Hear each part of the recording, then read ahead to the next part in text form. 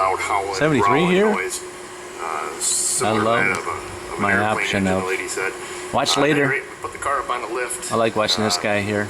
It's because my background is ran auto. it for a little while, come under here with a stethoscope, and we could locate the noise to be coming from the rear differential here. It sounded to be in the front half, the lighter colored portion here. That's the viscous coupler. There's a couple bearings in there. That's what I got going on, a viscous coupler right here. See what we discovered. Okay, YouTube, you can see that we've removed the viscous coupler. It just involves removing the 4 bolts from the drive shaft and then removing the 4 bolts from the viscous coupler and wiggling it off the rear differential. So for my fluid, it's nice and clear. I just checked it out. Here's what it will look like when you get it off on the bench. Make sure you have some rags underneath it, as it will drip. When you have the viscous coupler out, what we have to do is separate the viscous coupler out of the housing. So it should be two. This is Eric, by the way, guys. We're going to have a bearing here on the rear half, which you can see isn't there. That was still stuck in the differential on the car, so I took it. No, mine's not. Mine's right here. Mine's still on the. Mine's still on the vehicle. Just kind of do what I did. Stick a couple blocks of wood there.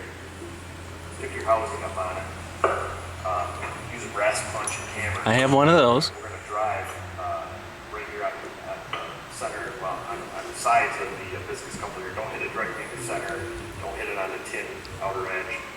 Get it right between the threaded bolt holes there, and it should pop right out. That's what I got to do next. So once that comes out, see you've got your whole viscous coupler here. You've got the other bearing. Okay, that's what I also got that bearing to replace. Alright, that's pretty much what I'm going to show you. And then I just got to reassemble it. There's probably some sort of puller you can use. These bearings aren't pressed on, so they come off relatively easy. I use a punch or a chisel, a hammer, and just kind of work your way around. Alright guys, I just want to show you what I was up to today. That's kind of what I'm up to. Eric's a good guy. If you haven't seen him yet, swing on over there. Probably could help you out on one of those things you can never finish or fix. Alright, 73. I'm gonna tear this viscous coupler apart. I forgot the name of it. Viscous coupler.